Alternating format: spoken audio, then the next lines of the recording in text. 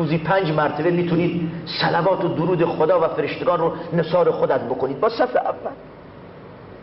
همین نماز، ما بعد از اینکه سلام نماز دادیم، درسته اگر کسی سلام نماز داد دیگه کار داره میتونه بره بیرون، ملزم نیست، ولی 5 دقیقه شما، وقتی من میگم 5 دقیقه اونجایی که میگم 5 دقیقه شما ساعت دستتون هست وقت بگیرید بعد از سلام نماز تا اینکه بلند بشید اون اوراد و اذکاری که وارد شده اگر بخونید 5 دقیقه نهایتش استغفر الله استغفر الله استغفر الله اللهم لا مانع لما اعطیت، بعد لا اله الا الله وحده لا شریک له که در بعد از نماز صبح و نماز مغرب 10 باره و باقی نمازها، و در روایتی هم هست که بعد از نماز عصر هم 10 باره، نماز ظهر و نماز عشاء هم 1 بار، آیت الکرسی خوندن و بعد 33 مرتبه سبحان الله، 33 مرتبه الحمدلله، 33 مرتبه الله اکبر میشه و 99 مرتبه بار صدوم لا اله الا الله وحده لا شریک له له الملك و له الحمد و هو على كل شیء قدیر. همه میتونیم، اونی که حافظه داره، اونی که کند حافظه هست 33 مرتبه سبحان الله سبحان الله. همه بچه‌ها هم میدونن، همین کودکان، همین بچه‌ها. میدونید پیغمبر چه فرمودن علیه الصلاه و السلام؟ فرمودن کسی که این 33 مرتبه تسبیحات و تحلیلات و تحمیدات و تکبیرات بگه در روز قیامت ناامید نمی شود، ناامید نمیشه از رحمت پروردگار، آمال آرزوهای او برآورده می شود. 5 دقیقه بیشتر نیست، اما همت و تلاش میخواد.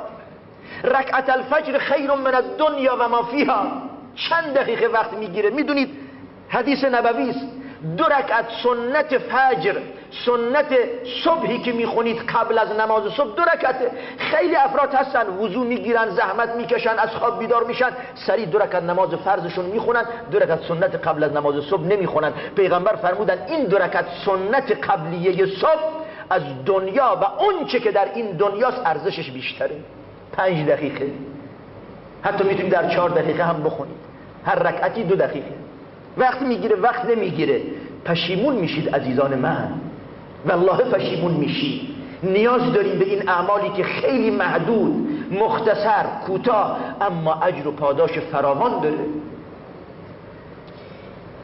ما امروزه وسیله‌ای داریم که اگر این کارا رو آدم انجام بده در 5 دقیقه این همه اجر و ثواب داره. آدم ممکنه در 5 دقیقه به 10 نفر، به 100 نفر همین مسائلی که ذکر شد و مسائل دیگه تذکر بده که اگر اون 10 نفر و اون 100 نفر بهش عمل بکنن در میزان حسنات شما ثواب 100 نفر یا 10 نفر یا بیشتر یا کمتر ثبت و ضبط می شود، و حتی اگر بهش عمل نکنن به خاطر دعوت شما و توصیه شما در ذات خودش شما اجر و ثوابتون دارید.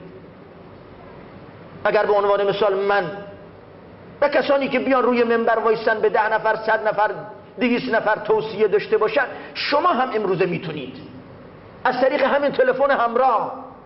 این تلفن همراه نعمت بسیار عظیمی است که خداوند در اختیار ما نهاده، اما قدرش نمیدونی. ممکنه 90-95% از کسانی که تلفن همراه دارن استفاده درست ازش نمیکنن.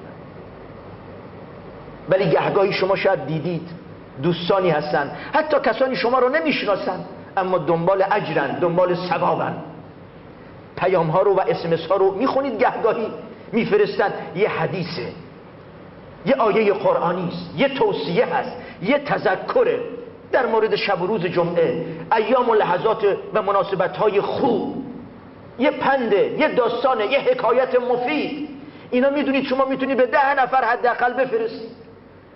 این 10 نفر که شما بفرستید بهشون اولا اجر و ثواب دعوت دادن که شما دعوت دادید، طرف بپذیرد یا نپذیرد، شما چون طرف رو نصیحت کردید، دعوت دادید، یه توصیه، یه حدیث، یه آیه بهش رسوندید، شما اجرتون دارید. اگر عمل بکنه مزید بر اون ثواب عملش هم که گیر خودش میاد گیر شما هم میاد. چقدر ما حریص